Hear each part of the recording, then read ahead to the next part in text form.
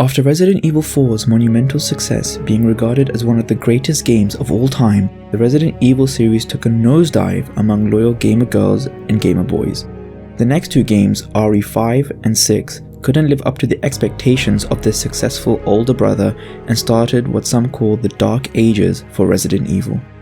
The formula that had worked so well for RE4 no longer had the same impact for fans. Something had to change for the series to get back to its former glory.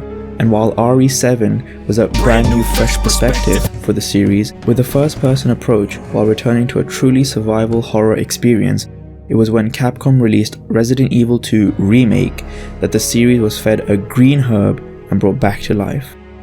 From the gameplay mechanics to the sound design, the game delivers on being true to the original game and then adding a more modern touch to a survival horror classic.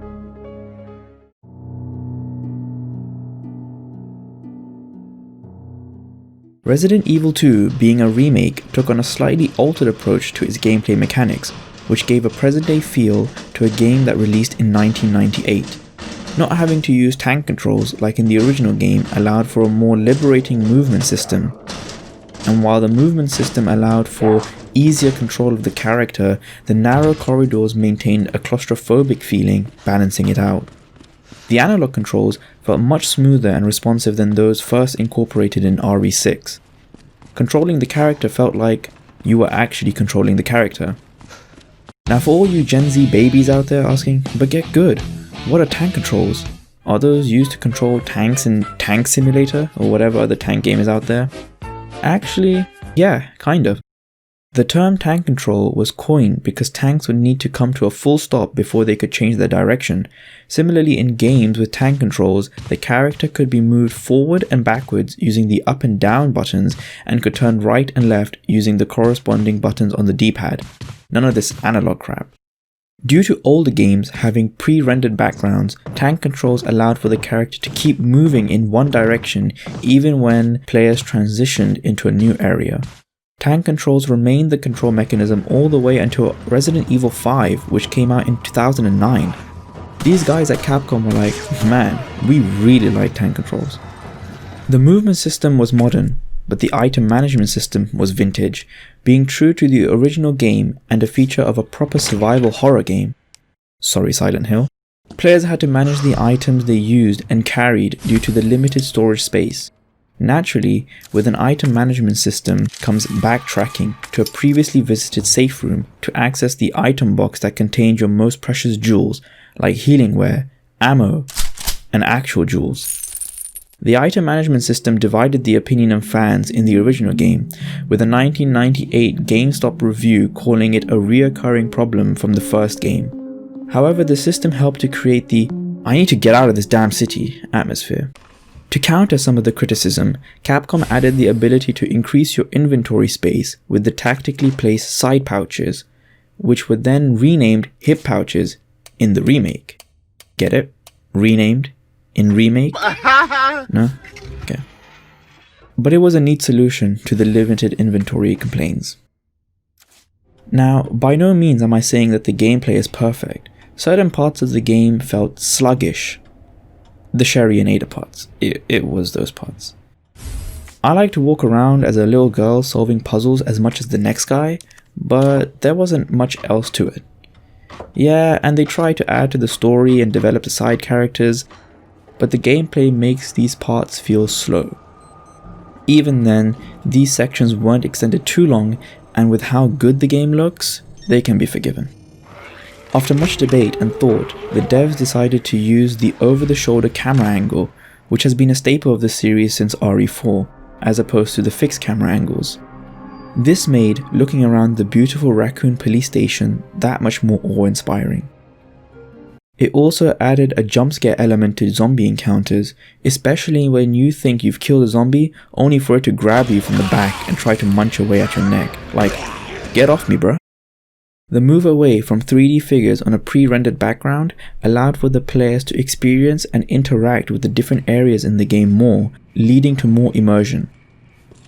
Running on the RE7 engine, developers were able to push the graphical effects of the game. One such effect, which was used to build the atmosphere of the game, was the lighting effect. The way that the small beams of moonlight caressed your beaten and bloody body, shining through the gaps in the wooden planks which guarded the window from incoming zombies, accompanied by the miniature flashlight which was your second best friend after your gun, made walking through the police station exhilarating but also nerve-wracking. The contrast between the light and the dark areas created by the way the lighting is used captured the true essence of horror. Your trusty flashlight acted as your beacon of hope in this dark, desolate building crawling with killer zombies.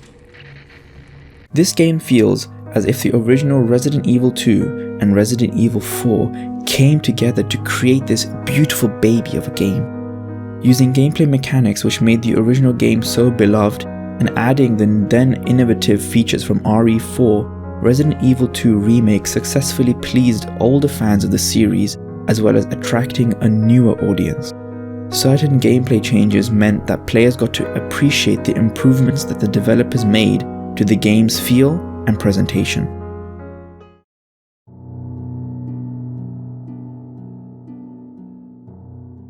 Enemy and environment design were both improved due to developers having more graphical potential on the RE7 engine. A more realistic approach was taken to the design of the characters, with enemies such as the Stalker, Mr. X, looking very imposing. Capcom were able to refresh their enemy design, giving the game a fresh feeling amalgamated with the perfect dose of nostalgia. Like, look at the sexy boy.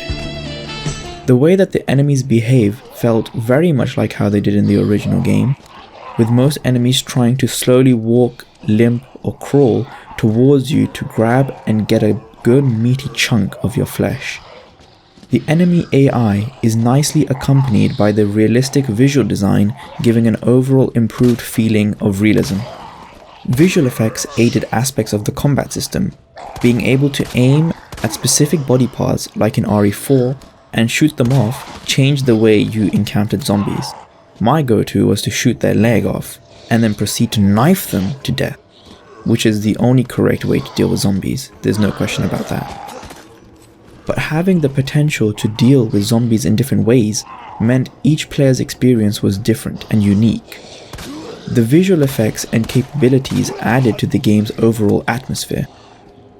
To complement the great visuals was the audio, and boy did Capcom deliver. Walking around with the surround sound audio system, hearing the wind blow outside as you slowly walk through the corridors to then hear this, and proceed to look up to see this just inches above your head, is enough to make a grown man scream. Appreciation needs to be given to the leaps and bounds that the voice acting has taken in the RE games over the years, and I am not exaggerating the leaps it has made, like Olympic world record long jump leaps.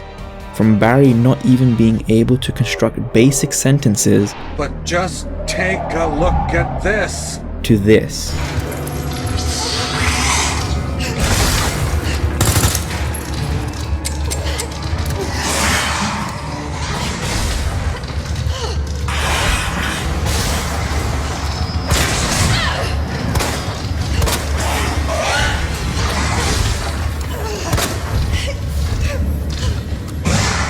The sound of panic in Claire's voice, the heavy breathing during this encounter, not only captures her emotions during this whole messed up situation, but makes you feel as if you're a part of it with her, and not a single word was uttered.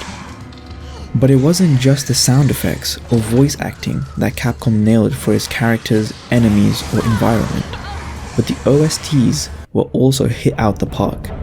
Just listen to the OST for the 4th Survivor minigame.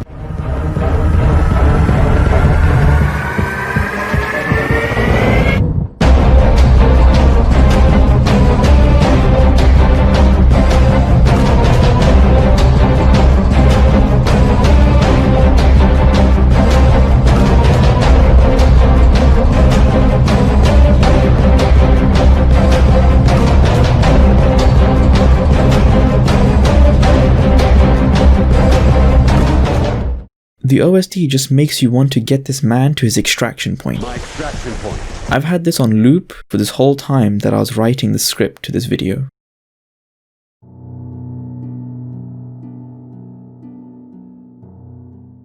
Now let's take a look at the sales. Resident Evil 5 and 6 have sold the most copies till date, 13.1 million and 11.2 million copies respectively, being Capcom's second and third highest selling games of all time. The high sales numbers can mostly be attributed to the expectation that gamers had after Resident Evil 4 and the fact that the games have been out for 11 and 8 years. Looking at a breakdown, on the first generation of console, RE5 has sold 7.7 million copies and RE6 has sold 7.6 million copies. Both of these games have had multiple releases on newer generations of consoles over the years, which accounts for the large number of sales. They do be bringing in the money. Tell them to bring me my money. Contrast that with the sales of Resident Evil 2 Remake. In the 2 years that the game has been out, it has sold 7.5 million copies on a single generation of console. And while RE7 has the most games sold on a single generation with 8.3 million, it has been out for 2 more years than RE Remake. Taking a look at a comparative time frame for both these games, RE2 Remake has been outpacing the sales of RE7. The sales figures show how popular and successful RE2 Remake has been. I can't even begin to imagine what the sales will look like when PC2 drops. Over the years, from its beginning in 1996, Resident Evil games went from genre-inspiring, industry-revolutionizing pieces of art to brain-dead copycat third-person shooters. We all know that Resident Evil 5 is just a copy of 50 Cent Blood on the Sand. However, it seems that Capcom has gone back to the good old days, producing enjoyable games for all to play. With the current direction the Resident Evil games have been going, fans can be hopeful of Resident Evil 8 Village being a great and scary experience. Thank you all for watching, stay safe, and remember to get good.